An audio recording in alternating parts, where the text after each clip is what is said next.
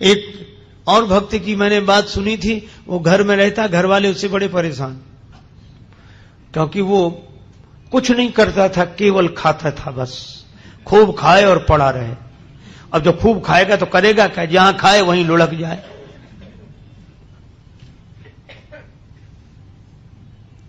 घर वालों ने कहा निकल जाओ यहां से, 2-2.5 सेर खाते हो एक बार में बैठकर, काम कुछ करते नहीं। बेचारा अब जाए कहां। सो एक महात्मा दिखाई दिए मंदिर के बाहर बैठे। महात्मा बड़े तंदुरुस्त थे, महात्मा होते ही प्रसन्न, अपना मस्त। उसने सोचा कि ये खूब खाते होंगे तब तो इतने तंदुरुस्त हैं, मोटे। गया, बोले महाराज, अब तब तक 2-4 उनके चेला निकले साधु, वो लोग भी ऐसे ही आ रहे। बोले यहां तो सब ऐसे ही ऐसे हैं। तो बोला महाराज हमको भी चेला बना लो। महात्मा बोले रहो। मंत्र दे दिया, तुलसी माला पहना दी, नाम रख दिया, काम कुछ नहीं, बस भगवान की पूजा आरती में खड़े रहा करो, राम राम किया करो। और पंगत बोले 2 समय होती, खूब प्रेम से करो। तो मैं 2 पंगत में, तुम 4 पंगत में बैठो, कोई हर्ज नहीं। उसको लगा ये बड़ा अच्छा, कुछ करना ही नहीं, खूब खाने को मिलना, मंदिर में ही रह गया। पर उसे क्या पता कि यहां भी मुसीबत आएगी। एक दिन सवेरे से कुछ बने ही नहीं, भंडार में सब ऐसे ही चूल्हे पड़े ठंडे, कुछ नहीं। महाराज आज कुछ बन नहीं रहा है। अरे बोले तुम बताना, आज एकादशी है। तो बोले एकादशी का मतलब न कुछ बनेगा न कुछ मिलेगा। तो वो बोला हमको भी नहीं मिलेगा। बोले हाँ तुम्हें भी। बोले चेला बहुत हैं, उनसे कराओ, हमको काहे को। बोले नहीं वो तो करना ही पड़ेगा तुम्हें। तो बोले हमें अगर आज एकादशी करा दी तो हम तो द्वादशी देख ही नहीं पाएंगे, आज ही शाम तक समाप्त। महात्मा बोले भाई बहुत कठिनाई है महाराज, मैं भोजन के बिना नहीं रह सकता। महात्मा बोले तो आश्रम में तो बनेगा नहीं, तुम बना लोगे? अरे बोले मरता क्या नहीं करता, हम सब बना लेंगे। महात्मा बोले जाओ भंडार से सामग्री ले लो। अब उसने 2.5 सेर आटा, आलू, नमक, मिर्च, मसाला, घी, जो कुछ था लेकर। महात्मा बोले देखो तुम वैष्णव हो गए हो, वैसे तो नहीं बनाना चाहिए भोजन, लेकिन चलो प्रसाद बुद्धि से ग्रहण करना, भगवान को भोग लगाना। ठीक है महाराज। जल्दी जल्दी में उसने सामान समेटा, कहा वहां जाना नदी किनारे, इस पेड़ के नीचे। हाँ पहुंच गया। अब जैसा बना बेचारे से वैसा भोजन बनाया, आलू का चोखा और सब गुड़ घी सब तैयार करके। इतना पाना ही चाहता था, भूख और लगाई, रोज तो बना बनाया मिलता था, आज तो बनाना पड़ा। अब याद आया गुरुजी ने कहा था भगवान को भोग लगा लेना। अब कितना सरल, तुरंत बुलाने लगा, राजा राम आइए, प्रभु राम आइए, मेरे भोजन को भोग लगाइए, ओ मेरे भोजन का भोग लगा।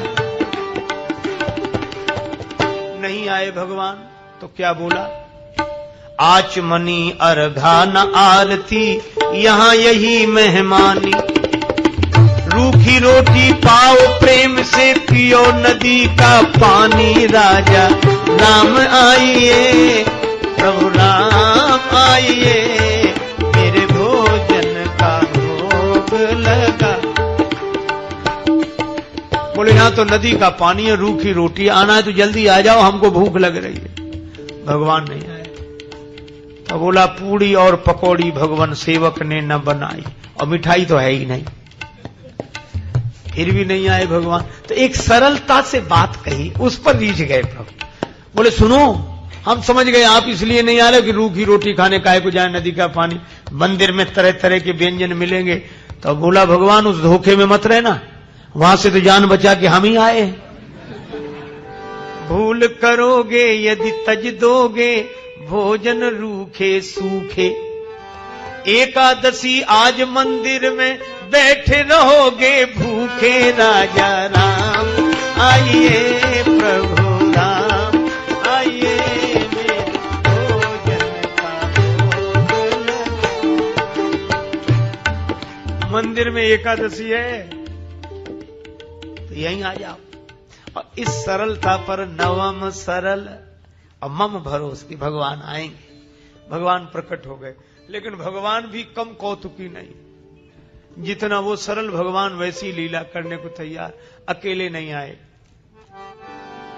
सीता समारोपित वाम भा, राम वाम दिस जान, श्री सीताराम जो देखा तो भगवान की सुंदरता, श्री सीता मैया देखकर प्रसन्न तो बहुत हुआ, लेकिन उदास हो गया कि गुरुजी ने तो एक भगवान के लिए कहा था, ये तो दो आए हैं। अब कभी भगवान की तरफ देखे, कभी रोटियों की तरफ देखे। भगवान ने कहा क्यों आ गए ना? बोले हाँ आ गए सो तो ठीक है, लेकिन अब जो है तुम बैठो।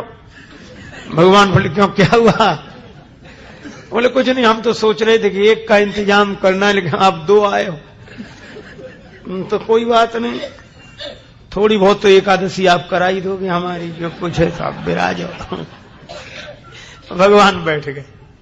कितनी सरलता से इन कथाओं पर विश्वास करना कठिन होता है, क्योंकि हम लोग सरल नहीं हैं। भगवान श्री सीताराम जी बैठ गए, उनके सामने परोस दिया। कहने लगा मैं कुछ भूखा तो रहूं, लेकिन आपको देखकर लगा बहुत अच्छा, पर एक काम करना, अब मैं समझ गया कि आप दो आते हो, मैं इंतजाम और ज्यादा करके रखूंगा अगली एकादशी को, लेकिन इतना परेशान मत करना, जल्दी आ जाना। भगवान बोले आ जा। उसने आकर गुरुजी से कुछ नहीं कहा, इतना सरल था, वह तो समझता था भगवान आते ही ऐसे ही होंगे। अगली एकादशी को बोला कि गुरुजी कुछ सामान बढ़वाओ।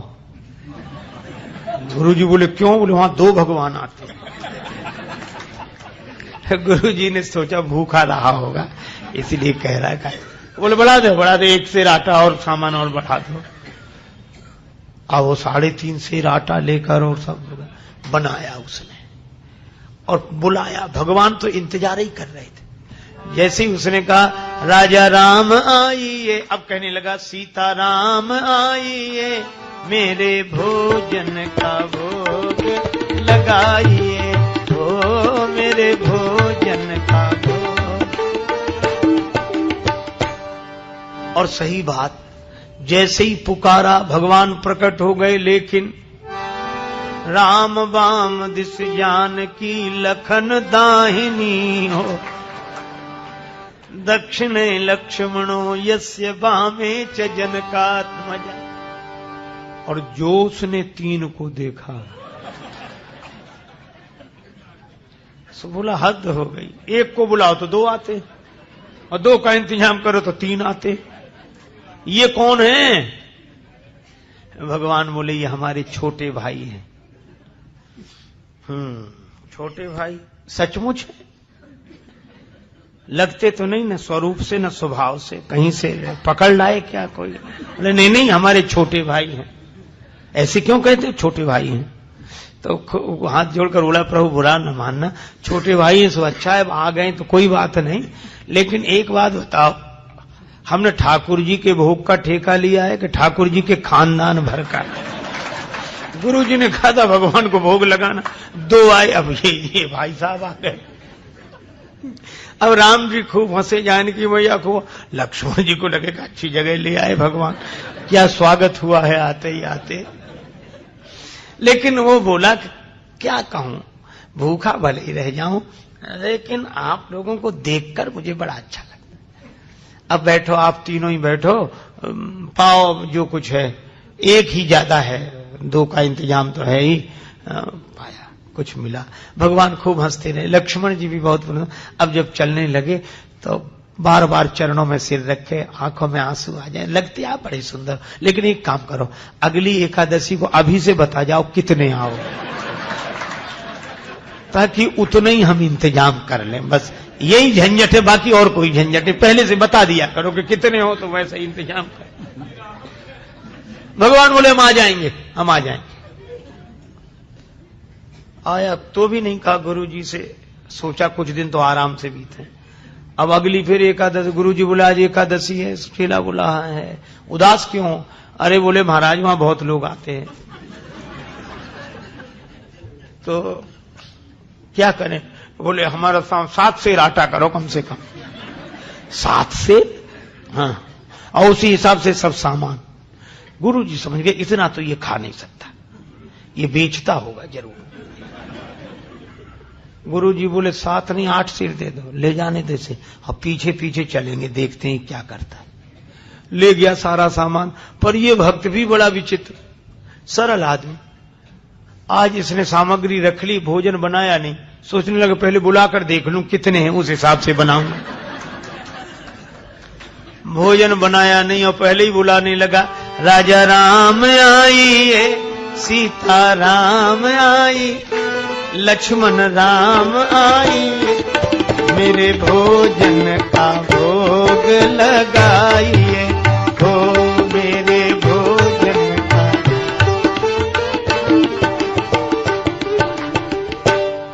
जब जंगल में भक्त ने कीनी प्रेम पुकार, तब ता क्षण में प्रगट भो दिव्य राम दरबार।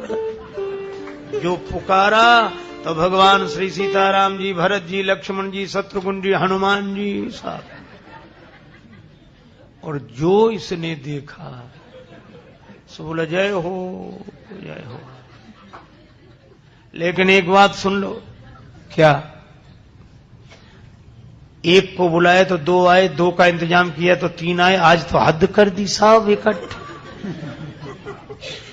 लेकिन हमारी भी बात सुन लो, क्या हमने भोजन बनाया ही नहीं, वो रखा सामान, सो बनाओ और खाओ। भगवान बोले क्यों, तुम क्यों नहीं बनाते? बोले जब हमें मिलने ही नहीं है तो बनाने से क्या लाभ, आप ही बनाओ और पाओ।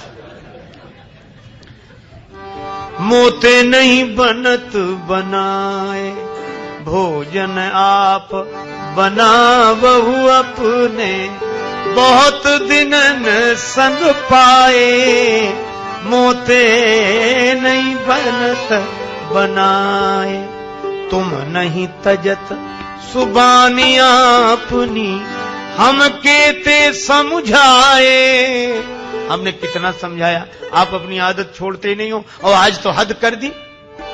नर नारिन की कौन कहे, हनुमान जी की ओर देखकर बोला, एक बानर भी संग लाए, एक बानर हूँ संग लाए, मोते नहीं बनत, हमसे नहीं बनता है।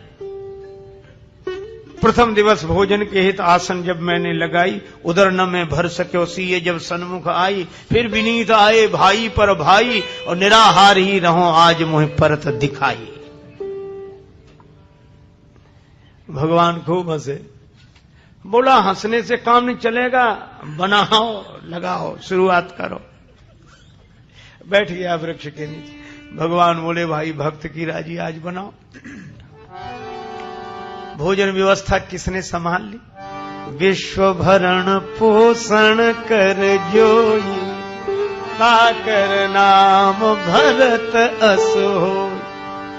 श्री भरत जी भंडारे बनाने लगे, श्री भरत जी भंडारे बनाने लगे। चुन के लकड़ी लखन लाल लाने लगे, पहुंचते पूंछ से आंजनेय चौका को, और हाथों से पोता लगाने लगे।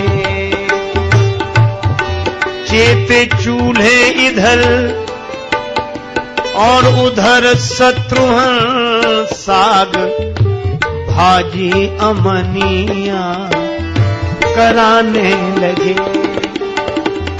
और स्वयं जानकी माता आकर बैठी तो सीता मैया को बैठे देखा तो अनेक सिद्ध महात्मा प्रकट हो गए।